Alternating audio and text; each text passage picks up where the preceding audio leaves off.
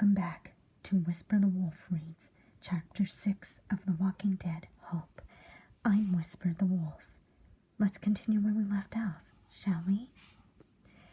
He was working on a drawing. The pencil box Javi had got for him opened beside him. Clem cleared her throat, and the boy turned around, a smile on his face. He ran to her, wrapping his arms around her in a tight embrace. Clementine returned the gesture. "Careful there, buddy," Louis warned, closing the door behind them. "You gotta be careful not to squeeze Louis Jr. there." "For the last time, we're not calling our baby Louis Jr., Clem exclaimed. "It's just an idea," said Louis, rolling his eyes. He walked toward the wardrobe, shuffling out of his coat and stacking it neatly over a pile of clothes. Clem and AJ took a seat on the master bed, broken springs creaking under their weight. The dim sunlight that seeped through the boarded-up windows cast odd shadows on them, and Clem fumbled in the drawer for candles. Once they were all set up, Louis approached Clementine and planted a soft kiss on her forehead. "I've got lookout duty with Gabe tonight," he informed them. Clem straightened up and kissed him on the lips, her hand playing with the dreads on the back of his head. They broke apart as AJ started making gagging noises. "Gross," he muttered, making the couple laugh. "I'll see you tomorrow, little dude," Louis beamed. He gave the boy a high five and took his leave of them, closing the door behind him. Clementine turned to her chair in her charge and smiled. "We should be going to bed soon, kiddo, but I'm not tired," he argued firmly. "Still, you haven't slept well these past few days," she noted, standing up. She extended her hand to him, and he reluctantly took it. "I'll stay with you until you fall asleep. How about that?" "All right," he said. Together they entered the adjoining room, where AJ had been staying for almost a month. It was much smaller than Clem and Louis' room, with two twin beds standing on one side. On the other, a wardrobe held a number of small garments Javi had been able to put together for the kid, most of them moth-eaten. AJ lit 3 candles on his makeshift nightstand and climbed into bed. Its legs squeezed and squeaked as he got into a comfortable position. Clem sat beside him, her hands on her lap and a smile on her face.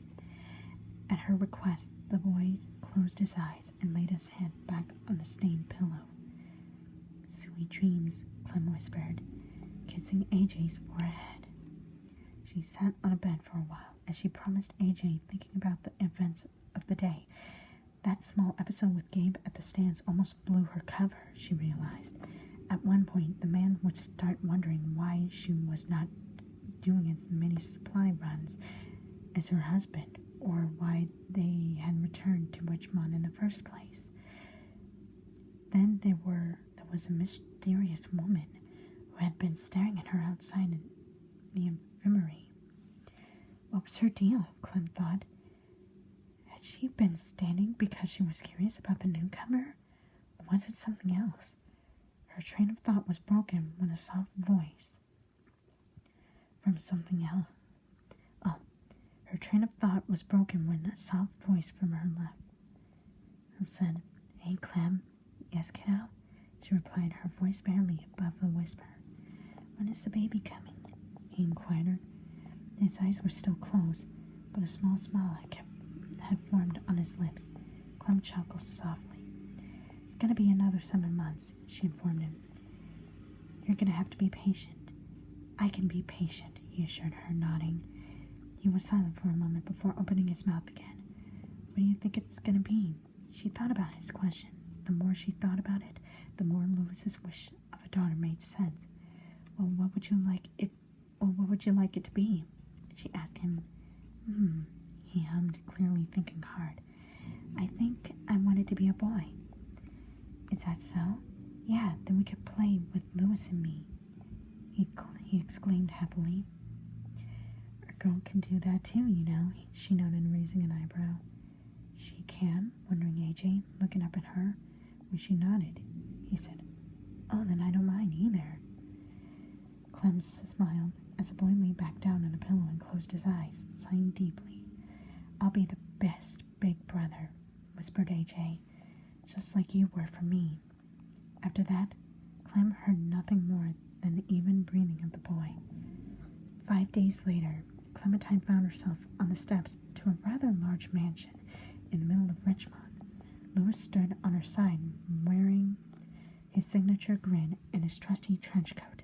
After some consideration, she had agreed to come to the St. Patrick party with him, and she was already regretting her decision. The double doors were extremely ornate, some small brass handles adorning them. Small green banners had been hung from ancient-looking lampposts. The door opened up in a huge ballroom. A small number of tables were scattered around the room with appetizers and drinks for the guests.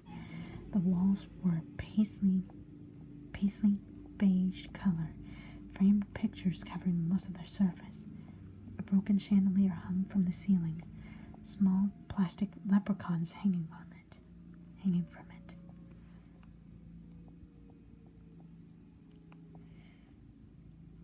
A big speaker blasted Irish music from across the room. People of all ages danced to the rhythm in drunken stupor. Clem spotted Gabrielle on the dance floor, joined by a group of people she didn't recognize.